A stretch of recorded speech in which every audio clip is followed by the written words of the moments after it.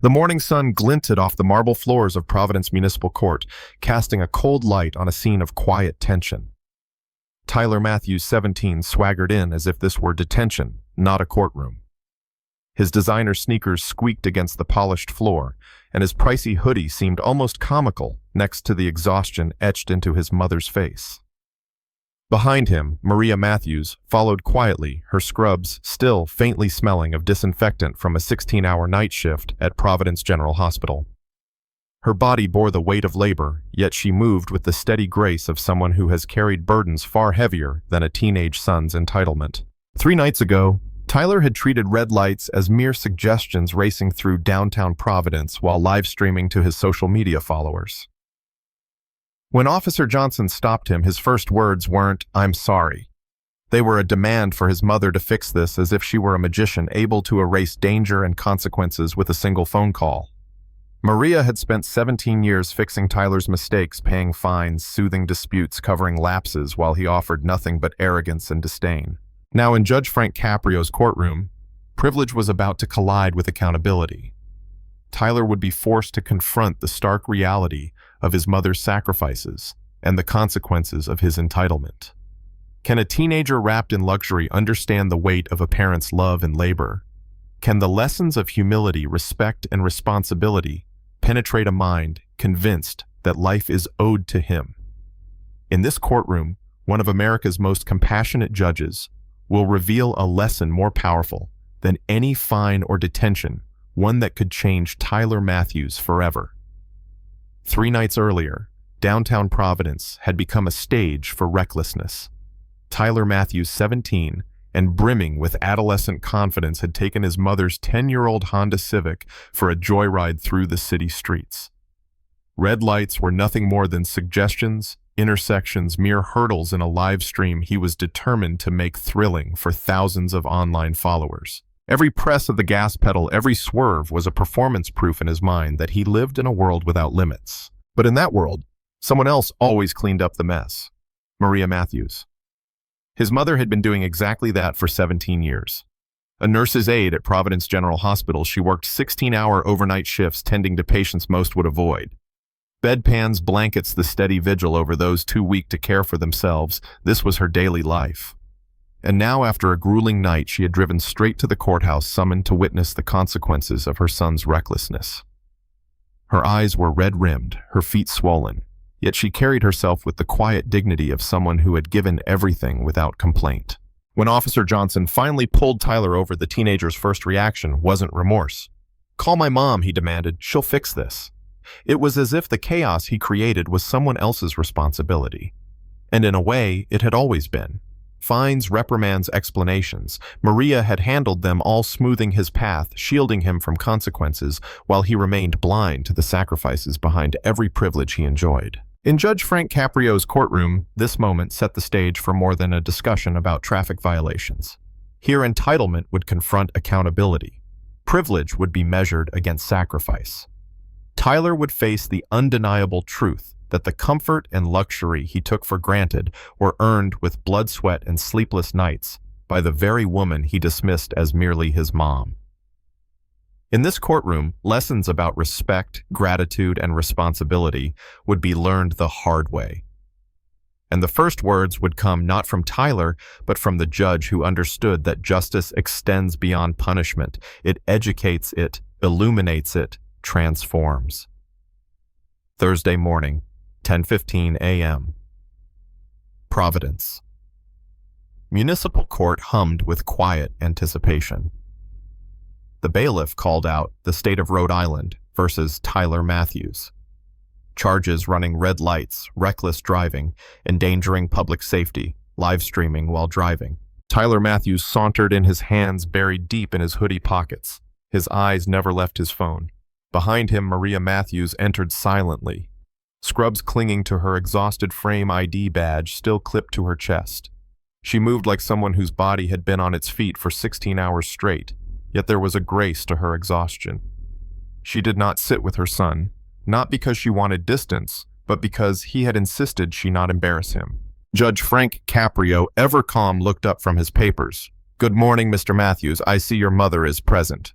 Tyler's acknowledgement was a dismissive grunt barely audible over the shuffling of feet in the courtroom. "Mr. Matthews, please put your phone away and respond appropriately." Tyler sighed dramatically as if being asked to solve a calculus problem. "Yeah, she's here. Court said she had to come. Can we just get this over with? I've got plans later." A ripple of disapproval ran through the gallery. Maria's face flushed, but she remained silent. Judge Caprio's patience remained, though his eyes sharpened. "Mr. Matthews, your mother works night shifts at Providence General Hospital. She finished a 16-hour shift before coming here. Show some appreciation." Tyler shrugged with infuriating indifference. "That's her job." "Your Honor, she chose to work nights. She chose to have a kid. That's her responsibility, not mine." Gasps filled the room. The audience exchanged shocked glances. Maria's quiet sobs became audible. Judge Caprio leaned forward, voice firm but measured. "Mr. Matthews, love isn't programming. It's a choice your mother makes every day to support you. Her sacrifices create the privileges you take for granted. Respect is acknowledgement of that, not contempt." Tyler rolled his eyes. "Your Honor, mothers love their kids no matter what. That's biology. I don't owe her anything special." Judge Caprio's voice grew sharper, cutting through the arrogance. "Mr. Matthews, you confuse entitlement with gratitude. You've had 17 years of unconditional love, and what do you give in return? Contempt." The courtroom held its collective breath. Tyler's expression faltered, though he masked it with irritation. "She pays my fines, handles traffic school, and keeps my life running smoothly. What's the problem?" "The problem," Judge Caprio replied, "is you fail to see the human being behind the work. Your mother is not a machine. She is a person whose labor sustains your life, yet you reduce her to convenience." Tyler's protests became more desperate. "Your Honor, I live modestly compared to my friends. I drive an old Honda, not a BMW. My mom does enough. She could do more, but she chooses not to. Choose not to judge." Caprio's tone hardened. "Mr. Matthews, she works 16-hour shifts, comes home, manages a household, and attends to your legal obligations, all while exhausted. You think she should do more, and yet you have the audacity to call her choices selfish." Maria's voice broke through the tension. "Tyler, I did everything I could to give you a chance at a better life. I worked nights, double shifts, missed sleep, missed everything, and all I got in return was disrespect." Tyler turned to her, irritation flaring. "Mom, don't speak.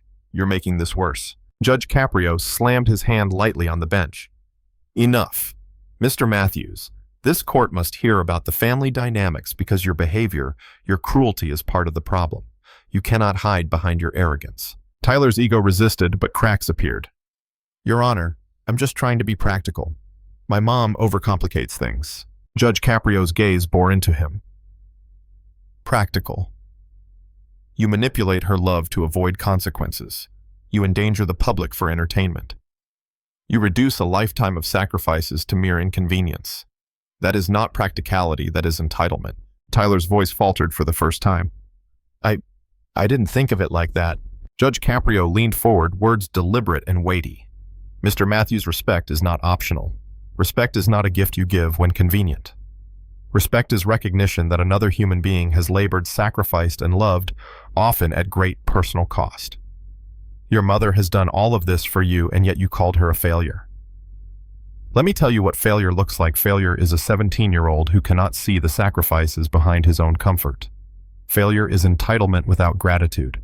That failure is yours." Tyler's face went pale. The words landed like a thunderclap. For the first time, he saw his mother not as a provider, but as a hero whose life had been devoted to him. Judge Caprio turned to the gallery. "Ladies and gentlemen, we are in the presence of a healthcare worker whose dedication saves lives daily. Maria Matthews represents thousands of unsung heroes who labor in silence, unseen, and often unappreciated. Respect for them is not optional. It is owed." The courtroom erupted in applause. Maria sat quietly, tears streaming, pride and relief mingling on her face. Judge Caprio returned to Tyler. "Your mother did not fail you. You failed her, and now you have a choice. You can continue down the path of entitlement, or you can learn humility, gratitude, and respect." Tyler's voice trembled. I want to be better. I want her to be proud of me." Then actions speak louder than words. You will complete 200 hours of community service at Providence General Hospital, performing the same work your mother does. You will scrub floors, change beds, care for patients, and experience firsthand the labor and sacrifice that sustain your life. You will do so under your mother's guidance, showing respect, diligence, and humility. Tyler's eyes widened, but he nodded. For the first time, he understood that respect is earned, not demanded. That privilege carries responsibility. That love, no matter how unconditional, requires recognition and gratitude. As the gavel fell, the silence of comprehension settled over the courtroom. Maria stood quietly, no longer sobbing, a mixture of relief and pride shining in her eyes. Tyler Matthews had faced the hard truth. The only failure in their relationship was his failure to appreciate her sacrifice. Weeks passed, and Tyler Matthews began his community service. Each Friday and Saturday night, he returned to Providence General Hospital, not as a spoiled teenager, but as a student of life. Under his mother's watchful eyes, he scrubbed floors, changed hospital beds, cleaned bedpans, and assisted with meals. Every task reminded him of the human cost behind comfort. Every exhausted sigh from his mother, a testament to the sacrifices he had ignored for years. At first, Tyler struggled. His muscles ached, his hands blistered, and the smell of disinfectant clung to him even after he showered. But slowly, something shifted. He watched his mother move with quiet precision, offering dignity and compassion to patients too vulnerable to advocate for themselves. He witnessed the elderly, the sick, and the abandoned receiving care that demanded patience, courage, and heart. He saw the truth of what love and sacrifice really meant. Outside the hospital, life was still tempting social media friends' school, but Tyler no longer saw his world as owed to him. Each task at the hospital became a mirror reflecting his entitlement and the power of gratitude. He realized that privilege without acknowledgement was hollow. Respect was not automatic. It was earned through understanding, empathy, and action. 3 months later, the transformation was evident. Tyler had learned not just how to make a bed or empty a bedpan, but the meaning of responsibility. He returned home each night exhausted, yet proud, not of himself alone, but of the woman who had made his life possible.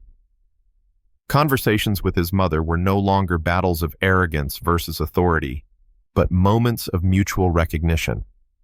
He began to say thank you not just in words, but through actions, through attentiveness, and through care. Judge Caprio's courtroom lesson had taken root. Tyler Matthews understood now that his mother's love was not a birthright. It was a choice freely given.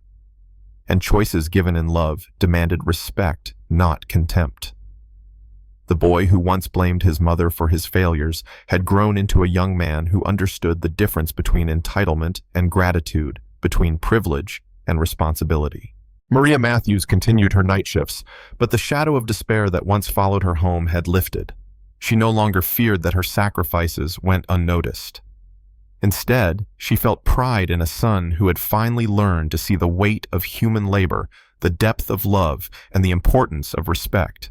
In the end, the courtroom had taught a simple, devastatingly clear truth. Respect your mother. Not because she is perfect, but because she is present. Not because she succeeds at everything, but because she never stops trying. Not because she owes you her sacrifices, but because she chooses to give them freely. Tyler Matthews learned this lesson the hard way, but he learned it completely, and that made all the difference. The courtroom settled into a tense stillness as Judge Caprio adjusted his robed voice, steady but charged with purpose. Tyler Matthews, you're not a bad kid, but you've made selfish choices, dangerous ones. And today you won't walk out of here with a fine and a warning. Tyler sat upright. You're being sentenced to 200 hours of community service night shifts only at St. Mark's Hospital. You'll report directly to the floor your mother works. You'll mop the same floors, change the same linens, clean the same bedpans. A shocked breath caught in Tyler's throat. And yes, the judge added, you'll wear scrubs. Gasps and murmurs swept through the courtroom. Even Maria raised her eyebrows, unsure whether to cry or smile. You wanted the world to see you online, Caprio continued. Let them see this, what real work looks like, what your mother does every night so you can sit in comfort and complain. Tyler looked toward Maria. She didn't say anything, But for the first time, he really looked at her, not as someone obligated to show up, but as a woman who's held him up more times than he could count. The judge wasn't done. You will also attend 6 sessions of restorative justice education. There you'll meet with people who've lost loved ones to reckless drivers. Maybe then you'll understand that red lights aren't suggestions. They're boundaries that protect lives. There was no yelling, no slamming of gavels, only clarity, only consequence, only a chance not for punishment but for transformation. Tyler didn't argue. He didn't protest. For the first time all day, he nodded, slowly. Maria covered her mouth again, but this time not from pain. Something else was rising behind her eyes. Something that looked like hope. As the sentence was entered into the record, Judge Caprio gave one last word, not as a judge, but as a father figure. Son, don't waste this. Don't make your mother write another letter like that one. Earn her peace back. And with that, the gavel came down, not with anger, but with a sense of resolution. Justice wasn't loud that day. It was quiet, personal, unmistakably real. 3 months later, Tyler Matthews wasn't the same boy who had walked into that courtroom with a smirk. His shoes were worn now, not designer. His eyes clearer. He still didn't like getting up at 10 p.m. to start his shift, but he did it. Every time. At St. Mark's, the nurses started calling him Quiet Matthews. He didn't talk much, but he worked hard. He learned how to disinfect bed rails, how to help elderly patients turn in their sleep, and how to stomach the smell of sickness without flinching. But the real change came quietly between moments. The first time, he waited for his mom outside the break room with her favorite coffee. The first time he apologized, not with words, but with action, folding laundry, cooking dinner before she got home. The first time he looked her in the eye and said, "You shouldn't have to be this tired." Maria never asked for any of it. That was what made it matter. One Friday morning after his shift, he waited in the hallway as Maria clocked out. "Can I walk you to the car?" he asked. She blinked surprised, then nodded. As they walked together, 2 figures bathed in dawn light, both exhausted, but somehow restored. Maria finally spoke. "You've changed." Tyler nodded. "I had to." There was a long silence. Then she whispered, "I forgive you." He stopped walking. "You do," she smiled. "I never stopped showing up, Tyler. I just needed you to finally see me." And he did. He saw not just his mother, but the woman who carried their whole world without complaint. He saw her strength, her weariness, her grace. And through that, he found something stronger than pride, humility. Something deeper than apology, respect. If this story moved, you don't scroll away just yet. Subscribe to this channel, share this video. Someone you know might be Maria or Tyler. And maybe, just maybe, they need to be reminded that healing is possible, that respect begins at home, and that sometimes the courtroom isn't just where justice is served, it's where love is restored.